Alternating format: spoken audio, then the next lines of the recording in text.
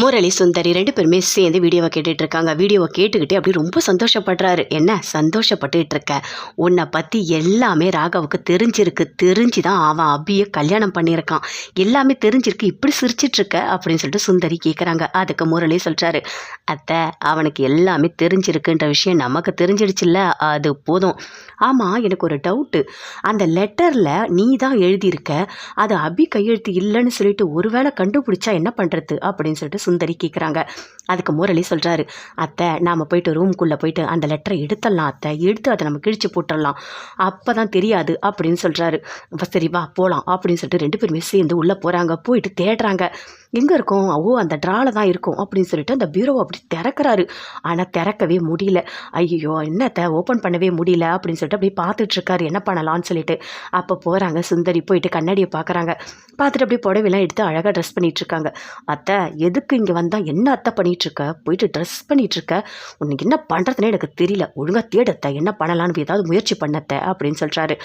சரி சரி சரி முரளி நான் தேடுறேன் அப்படின்னு சொல்லிட்டு பார்க்குறாங்க. இழுத்து இழுத்து பீரோவை பார்க்குறாங்க. அதுக்குள்ளே டோரை ஓப்பன் பண்ணுறாங்க.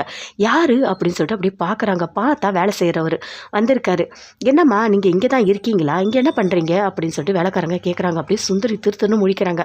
அதுவா ஒன்றும் இல்லை, நீ என்ன பண்ணுற, துடைக்க வந்திருக்கியா, சரி தொட நாங்கள் 2 பேரும் வெளியே போகலை, அவங்க தான் வந்துட்டு வெளியே போயிருக்காங்க அப்படின்னு சொல்கிறாங்க சுந்தரி.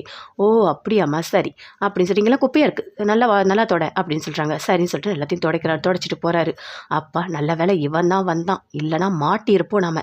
சரி பா முரளி நம்ம போயிடலாம், இப்போ எதுவுமே பண்ண முடியாது, அந்த பீரோவை நம்ம ஓப்பன் பண்ணவே முடியாது, ஏன்னா சாவி கிடைக்கல அப்படின்னு சொல்லிட்டு போகிறாங்க.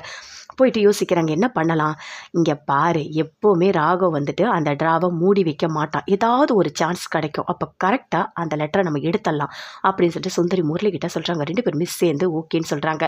அங்கேருந்து போகிறாங்க. போயிட்டு அபி ரொம்ப சந்தோஷமாக போகிறாங்க வீட்டுக்கு போனோடனே வாமா வா அப்படின்னு சொல்லிட்டு கூப்பிடுறாங்க. அவங்க அம்மா அப்பா அத்தை எல்லாருமே ரொம்ப சந்தோஷமாக பேசுகிறாங்க. எப்படி இருக்கீங்க அப்படின்னு சொல்லிட்டு. இல்லை நீ அன்றைக்கி போனல, எங்களுக்கு ரொம்ப வருத்தமாக இருந்தது அப்படின்னு சொல்கிறாங்க. அதெல்லாம் ஒன்றும் இல்லைம்மா, நான் ரொம்ப சந்தோஷமாக இருக்கேன் அப்படின்னு சொல்லிட்டு அபி சொல்கிறாங்க. ஆனால் அவங்க அத்தை மட்டும் நினைக்கிறாங்க, கண்டிப்பாக நீ அங்கே சந்தோஷமாக இல்லை அபி, எனக்கு தெரியும் அபி அப்படின்னு சொல்லிட்டு ரொம்ப ஃபீல் பண்ணுறாங்க. பிஸ்னஸ்லாம் எப்படி போகுது அப்படின்னு சொல்லிட்டு அபி கேட்குறாங்க. சூப்பராக போதுமா, நல்லா போகுது, நாங்கள் எல்லாமே போட்டுட்டா 2 நாள்லேயே ஸ்டாக்லாம் காலி ஆகிடுது தெரியுமா, அவ்வளோ சூப்பராக போகுது, சின்ன சின்ன கடைக்கெல்லாம் போடுறோம் அப்படின்னு சொல்கிறாரு. சூப்பர்ப்பா சூப்பர், பிஸ்னஸ் நல்லா டெவலப் ஆகுதா, சூப்பர், நீங்கள் நல்லா இருந்தாலே அது போதும் அப்படின்னு சொல்கிறாங்க. சரி அபி நீ சாப்பிட்டு போ அப்படின்னு சொல்கிறாங்க. இல்லை சாப்பிட்லாம் வேண்டாம், ஃபோன் வந்திருக்கு, நான் போகிறேன், நான் கிளம்புறேன், இன்னொரு வாட்டி வரேன் அப்படின்னு சொல்லிட்டு அங்கேருந்து போகிறாங்க. போனவுடனே ராகவ் இருக்கார். ராகவ் உள்ளே இருக்கும்போது அப்படி போயிட்டு பணம் கொடுக்குறாங்க. இந்த பணத்தை வச்சுக்கோங்க அப்படின்னு சொல்லிட்டு. எதுக்கு தர அப்படின்னு கேட்குறாரு. இல்லை நான் பிஸ்னஸ் பண்ணல, அதில் இந்த பணம் எனக்கு கிடச்சிது, ஒரு பெரிய ஆர்டர் எனக்கு கிடச்சிது, அதனால தான் எங்கள் அப்பாவுக்கு ஆப்ரேஷனுக்கு பணம் கொடுத்தீங்கல்ல, அந்த பணத்தை நான் கொஞ்சம் கொஞ்சமாக அடைக்கிறேன் அப்படின்னு சொல்லிட்டு கொடுக்குறாங்க. ராகவும் அந்த பணத்தை வாங்கிக்கிறாரு. வாங்கிட்டோன்னே ஃபோன் வருது, அட்டன் பண்ணி பேசுகிறாரு. அப்படியே மாடிக்கு போகிறாரு. கீழே முரளி எல்லாருமே பேசிகிட்டு இருக்காங்க, அஞ்சலி எல்லாருமே.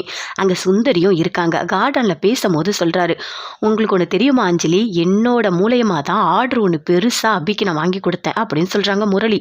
அதை மேலேருந்து ராகவ் கேட்டுட்டு இருக்காரு. அப்படி வேணும்னே சத்தமாக சொல்கிறாரு, அபிக்கு நான் தான் ஆர்டர் வாங்கி கொடுத்தேன், நான் ஒரு ஜட்ஜுக்கிட்ட போய் பேசினேன்ல, அவர் மூலியமாக தான் அந்த ஆர்டர் கிடச்சிது அப்படின்னு முரளி சொல்கிறாரு. அது கேட்டோன்னே அஞ்சலி ரொம்ப சந்தோஷப்படுறாங்க. எனக்கு ரொம்ப சந்தோஷமாக இருக்குங்க, எனக்கே ஆர்டர் கிடைச்ச மாதிரி இருக்குது அப்படின்னு சொல்கிறாங்க. அதை கேட்டோன்னே அப்படியே கோவமாக வருது ராகவுக்கு.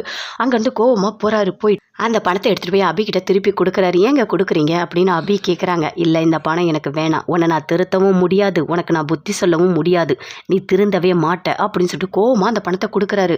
அபிக்கு ஒன்றுமே புரியல, இவர் ஏன் இப்படி பண்ணுறாரு அப்படின்னு சொல்லிட்டு அப்படியே பார்க்குறாங்க. இவர் எதுக்காக இப்படி